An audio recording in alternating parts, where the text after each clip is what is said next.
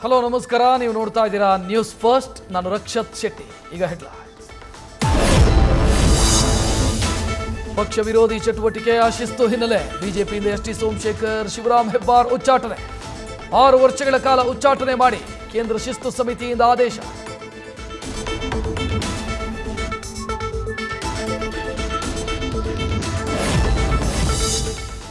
ಉಚ್ಚಾಟನೆ ನಿರ್ಧಾರ ತೆಗೆದುಕೊಳ್ಳೋದು ತುಂಬಾ ತಡ ಮಾಡಿದ್ರು. ಯಾಕೆ ತಡ ಮಾಡಿದ್ರೋ ಗೊತ್ತಿಲ್ಲ.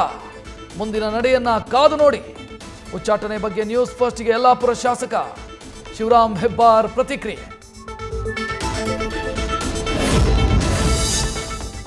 ಎಸ್ಟಿಎಸ್ ಹೆಬ್ಬಾರ್ ವಿರುದ್ಧ ಕೋರ್ ಕಮಿಟಿಯಲ್ಲಿ ಚರ್ಚೆಯಾಗಿತ್ತು. ಕೇಂದ್ರ ಶಿಸ್ತು ಸಮಿತಿ 6 ವರ್ಷ ಉಚ್ಚಾಟನೆ ಮಾಡಿದೆ. ಬಿಜೆಪಿ ರಾಜ್ಯಾಧ್ಯಕ್ಷ ಬಿವೈ ವಿಜಯೇಂದ್ರ ಪ್ರತಿಕ್ರಿಯೆ.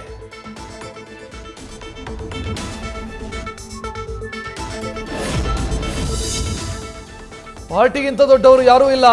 ತಡವಾಗಿ ಆದರೂ ಶಿಸ್ತು ಸಮಿತಿ ಒಳ್ಳೆಯ ನಿರ್ಣಯ ಕೈಗೊಂಡಿದೆ. ವಿಧಾನ ಪರಿಷತ್ ಸದಸ್ಯ ಸಿಟಿ ರವಿ ಪ್ರತಿಕ್ರಿಯೆ.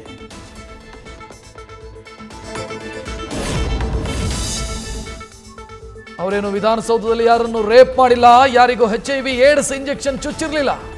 ಬಿಜೆಪಿಯವರು ಮುತ್ತು ರತ್ನಗಳನ್ನು ಇಟ್ಟುಕೊಳ್ಳಿ.